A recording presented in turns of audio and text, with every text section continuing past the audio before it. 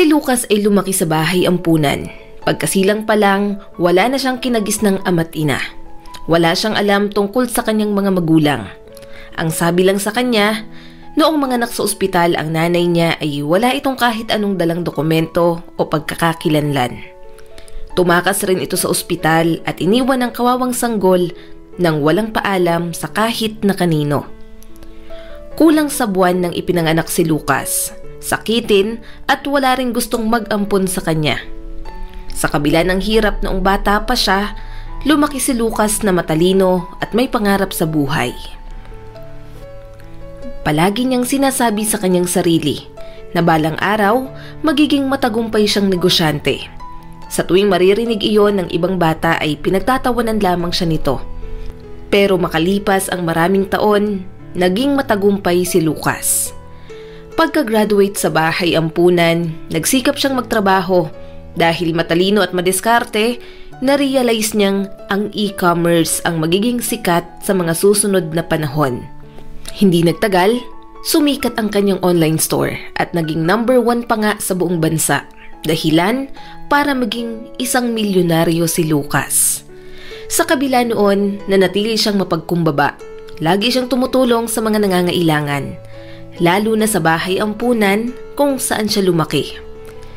Sa tuwing holiday ay personal na dumadalaw si Lucas sa bahay ampunan para magdala ng mga pagkain, laruan at mga gamit para sa mga bata. Nagrerenta siya ng mga animator para aliwin ang mga bata roon. Sa munting bagay na iyon, umaasa si Lucas na kahit papaano ay naiibsan ang kalungkutan ng mga ito. Sa kabila nun, alam rin ni Lucas na kahit anong gawin niya ay may isang bagay na hindi niya maiibigay sa mga ito. At yun ay ang pagkakaroon ng kompletong pamilya. Isang bagay na kahit siya ay matagal niyang pinapangarap. Mabilis na lumipas ang mga taon. Nagsimula na rin si Lucas na magplano tungkol sa pagkakaroon ng asawa at anak. Subalit nasanay na siyang mamuhay ng mag-isa at hindi niya alam kung papaano babaguhin iyon. Maraming nakarelasyon si Lucas pero walang nagtagal. Madalas, pakiramdam niya ay hindi naman siya mahal ng mga ito dahil pera lamang ang habol sa kanya. Ang gusto niya sana, mahanap ang babae na mamahalin niya ng buong puso at mamahalin na rin siya pabalik. Nung araw na yon, dumalaw si Lucas sa bahay ampunan at tulad ng dati, may dala siyang regalo para sa mga bata. Masaya at nasasabik na sinalubong siya ng mga ito. Kumaway din naman ang negosyante habang nakangiti. Nang biglang lumapit sa kanyang isang batang lalaki na sa tansya niya ay 5 taong gulang pa lamang. Kasama ito ng grupo ng mga bata. Patakbo at nasasabik siyang niyakap ng batang lalaki habang umiiyak. Sinubukan pa itong pigilan ng administrator ng ampunan pero hindi talaga ito maawat. Patuloy ito sa paghikbi habang tinatawag na papa si Lucas. Nagmamakaawa rin ito na iuwi na siya sa bahay. Nang mga sandaling iyon, labis ang pagtataka ng negosyante. Maraming beses na siyang dumalaw sa bahay ampunan pero iyon ang unang pagkakataon na ganoon ang naging reaksyon ng bata nang makita siya. Hindi tuloy mawala sa isip niya ang bata. Noong araw na yon, dapat sana'y pag-uusapan nila ng administrator ang tungkol sa gagawing renovation ng bahay ampunan. Ngunit napagpasyahan niyang ibaba na lang at ibigay sa mga staff ang mga dalang pasalubong. Nagpaalam siya kaagad dahil mayroon pa daw siyang mahalagang meeting na pupuntahan. Kahit wala naman talaga. Sinabi niya lang yon para makaiwas sa batang umiiyak. Sa hindi malamang dahilan, pagkasakay niya ng kotse, naramdaman ni Lucas na nanginginig ang kanyang mga kamay. Makalipas ang 5 minuto, napakalma niya na rin ang sarili. Matapos noon, pinaandar niya ang sasakyan at tinahak ang daan pauwi sa bahay niya. Sa buong araw na yon, hindi mawala sa isip ni Lucas ang batang lalaki. Noon niya lamang ito nakita at sa tingin niya ay bagong dating lamang ito sa bahay ampunan. Kaya bakit iniisip ng bata na siya ang tatay nito? Sa tuwing maaalala niya ang bata ay iniisip niya kung ano kaya ang nararamdaman nito ngayon. Nasasaktan kaya ito dahil iniwan at tinalikuran niya. Alam niya ang pakiramdam ng umasa na magkakaroon ng bagong magulang, kaya ganoon na lamang ang awa niya para sa mga batang naulila. Kaya naman, para makatulong sa mga ito, patuloy ang ginagawa niyang suporta sa bahay ampunan. Lagi niyang sinasabi sa mga bata na tulad din sila ng ibang tao, may talent at pwedeng magtagumpay sa buhay, katulad ng nangyari sa kanya. Tapos ngayon, biglang may nangyaring ganoon. Kinabukasan, napagpasyahan niyang bumalik sa bahay ampunan. Hindi niya maipagkakaila na gusto niya ulit masilayan ang batang lalaki na tumawag ng papa sa kanya. Pagkababa ng sasakyan, agad siyang naglakad papunta sa opisina ng administrator. Nakangiti naman siyang binati ng medyo may edad na babae. Mrs. Sanchez, pasensya na sa nangyari kahapon. Kinailangan kong umalis ka agad. Hindi tuloy natin na pag-usapan ang tungkol sa gagawing renovation. Panimulang sabi ni Lucas. Okay lang Lucas, naiintindihan ko. Nagpapasalamat kaming lahat rito sa bahay ampunan dahil kahit abala ka sa maraming bagay, naglalaan ka pa rin ng panahon para personal na makabisita. Wika naman ni Mrs. Sanchez. Siya nga pala, Lucas, yung nangyari kahapon, normal lang yun. Alam naman nating sabik sa magulang ang mga bata rito. Umaasa sila na mapansin at makahanap ng bagong pamilya. Nauunawaan naman ni Lucas ang bagay na iyon dahil ganun din siya dati. Ang isang bagay lang na hindi niya lubos maintindihan ay ang pagtawag nito sa kanya ng papa. Habang pinagmamasdan niya ang bata kahapon ay nararamdaman niya ang tuwa at kapanatagan nito na para bang nahanap niya ang kanyang tunay na ama. Sa kabila ng sinabi ni Mrs. Sanchez, hindi pa rin kumbinsido si Lucas. Siguro napansin iyon ng babae, kaya napabuntong hininga na lamang ito. Pero, alam mo, sa totoo lang Lucas, meron talagang kakaiba sa sitwasyon ng batang yon. Luis ang kanyang pangalan at magdadalawang linggo na rin mula nang dalhin siya rito. Mahilig siyang mag-drawing. At alam mo bang nakapagtataka, bago ka pa man pumunta rito, kapansin-pansin na kamukha mo ang larawan ng lalaki sa mga iginuguhit niya. Ang sabi niya ay, iyon raw ang kanyang papa. Ilang sandali pa, kinuha ni Mrs. Sanchez ang isang folder kung saan nakalagay ang drawing ng bata.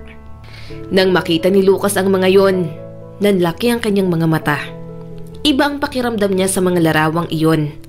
Hindi man ito gaanong detalyado, pero makikita sa drawing ang maliit na peklat sa kanang pisngi ng lalaki, nakapareho ng sa kanya. Ang peklat na iyon, nakuha ni Lucas noong makipag-away siya sa ampunan. Nang mga sandaling iyon ay sakto namang dumating ang teacher ni Luis para kunin ang mga drawing ng bata. Sir Lucas, nandito pala kayo. Yang hawak niyong drawing kay Luis po yan. Kukunin ko sana. Naikwento sa akin ng batang yon na ikaw daw ang tatay niya nang minsang makita kanya sa TV. Yun ang sabi ng nanay niya sa kanya. Sa totoo lang, kahapon, iginayak ni Luis yung mga gamit niya. Akala niya babalikan niyo siya kaya iyak ng iyak kinagabihan dahil hindi daw kayo bumalik. Bago pa magpatuloy sa pagkakwento ang teacher ay tumikhim na si Mrs. Sanchez na para bang ipinapahiwatig nito na huwag nang magkwento pa kay Lucas ng kung ano-ano. Marahil ay natatakot ang matandang babae na baka hindi na mag-sponsor si Lucas kapag nalaman nitong tinatawag siyang papa ng bata doon. Habang sinusuri ang mga drawing ay nagsalita si Lucas. Nasaan ang nanay ng bata? Ayon naman kay Mrs. Sanchez, wala raw nakakaalam dahil iniwan lang si Luis sa gate ng ampunan nang walang kahit na anong palatandaan. Inireport nila sa mga pulis ang nangyari pero wala pa ring resulta kung sino ang nag-iwan sa kanya roon. Hindi rin alam ng bata kung ano ang kanyang apelyido o address. Napabuntong hininga na lamang si Lucas habang kumakamot sa batok.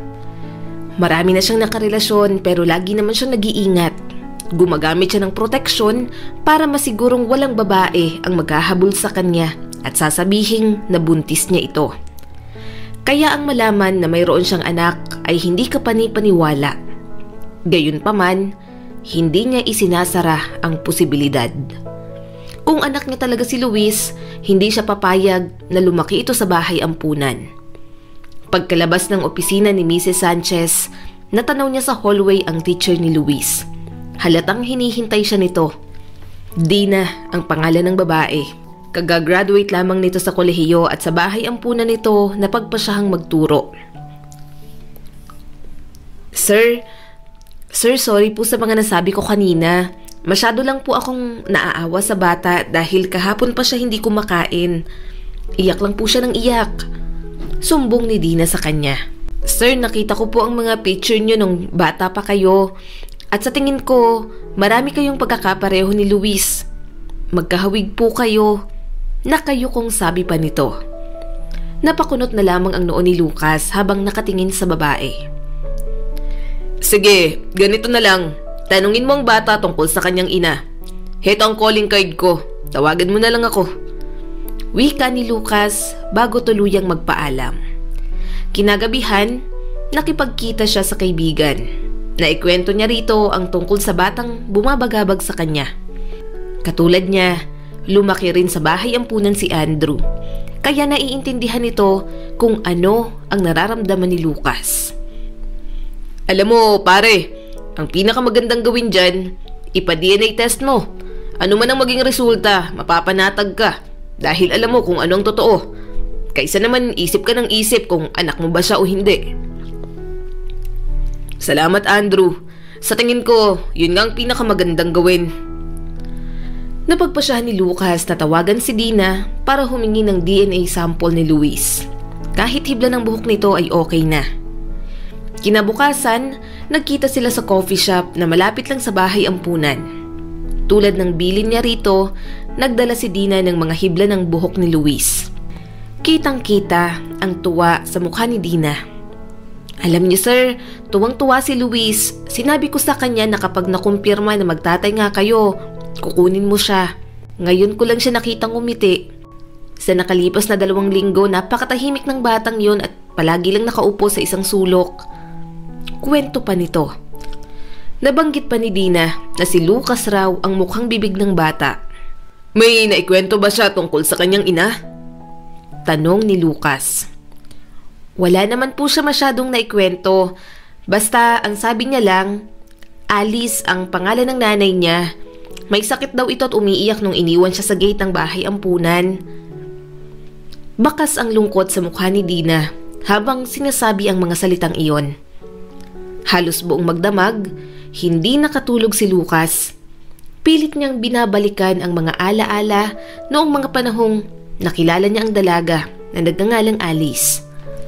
Pangarap ni Alice maging isang sikat na designer ng damit at balang araw makapagtayo ng sariling brand. Ilang linggo lamang silang nag-date ni Lucas. Matapos nun, bigla na lamang hindi nagparamdam ang negosyante dahil napagtanto niyang hindi pa siya handa sa seryosong relasyon. Hindi niya sinasagot ang mga tawag ni Alice hanggang sa hindi na rin ito nagparamdam sa kanya. Ganon kadaling natapos ang kanilang relasyon. Talaga bang nagkaanak kami ni Alice? Tanong niya sa sarili. Kinabukasan, tumawag siya sa kakilalang private investigator upang malaman ang lahat ng impormasyon tungkol kay Alice. At makalipas lamang ang halos 1 linggo, natanggap niya ng resulta. Ayon sa private investigator, sumakabilang buhay na si Alice sa isang pampublikong ospital. Parang nanlamig ang buong katawan ni Lucas sa natuklasan. Hiyang-hiya siya sa kanyang sarili dahil sa ginawa niya kay Alice.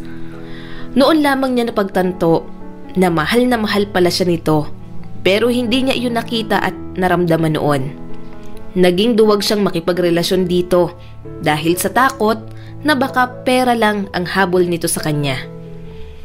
At ngayong nalaman niya ang katotohanan, hindi niya na magawang humingi ng kapatawaran dahil wala na ito sa mundo. Agad niyang naisip si Luis. Malaki ang posibilidad na anak niya nga ito, pero wala rin naman siyang pakialam kung ano ang resulta ng DNA test.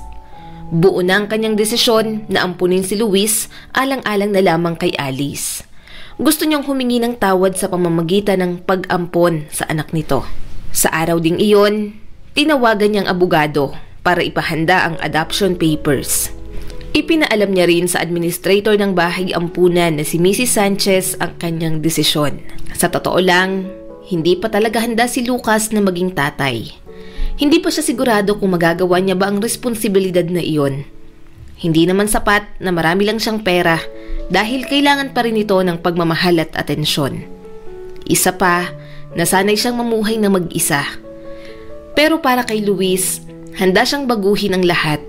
Gusto niyang maranasan ito ang magkaroon ng mabuting ama. Makalipas ang ilang araw ay lumabas na ang resulta ng DNA test at mula roon, nakumpirma na nga na siya ang tatay ni Luis. Kaya naman, mas madali ang naging proseso ng mga dokumento.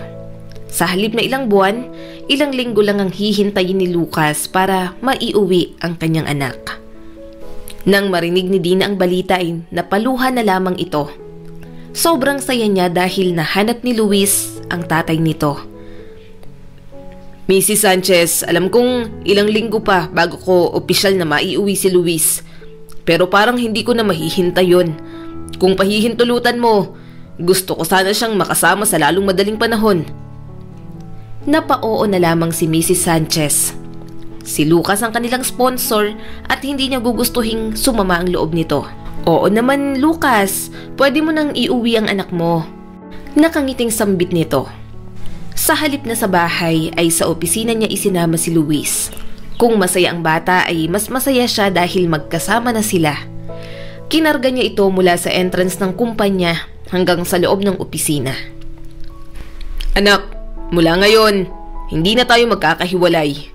Uuwi na tayo sa bahay at itong gusali na to, ipapamana ko to sa'yo anak. Ngumiti lamang ang bata kahit hindi pa nito nauunawaan ang lahat. Ang alam niya lang, kasama niya na ang kanyang papa. Mabilis na lumipas ang isang buwan at sa loob ng panahong iyon, unti-unti nang nasasanay si Lucas sa bago niyang buhay bilang isang ama. Isang gabi, napanaginipan niya si Alice. Nakasuot ito ng puting bestida at may ngiti sa mga labing nakatingin sa kanya. Pinatawad siya nito at nagpapasalamat dahil tinanggap niya si Luis bilang anak. Hindi naniniwala si Lucas sa mga ganoong panaginip, pero alam niya sa kanyang sarili na marahil kung buhay pa si Alice at mabibigyan sila ng pagkakataong magkita ulit, ay iyon ang mga salitang sasabihin nito sa kanya. Lumipas ang isang taon, naging kasintahan niya si Dina at di nagtagal, napagpasyahan nilang magpakasal. Mula noong kunin niya si Luis sa bahay ampunan, lagi na rin silang magkausap ni Dina. Naging magkaibigan sila hanggang nagkapalagayan ng loob. Noong mag-propose si Lucas, matamis na oo ang naging sagot ni Dina. Minahal niya ito dahil sa pagiging simple, totoo sa sarili at mapagmahal, lalong-lalo na sa mga bata. Hindi ito materialistic at lalong hindi mukhang pera. Minahal at tinuring niya na parang sariling anak si Luis. Isang bagay na talagang ipinagpapasalamat ng negosyante. 2 taon mula nang sila'y maikasal, nabiyayaan sila ng anak na babae na pinangalanan nilang Athena. Nahanap ni Lucas ang tunay na kasiyahan sa pamilya na hindi niya inaasahang darating pala sa buhay niya.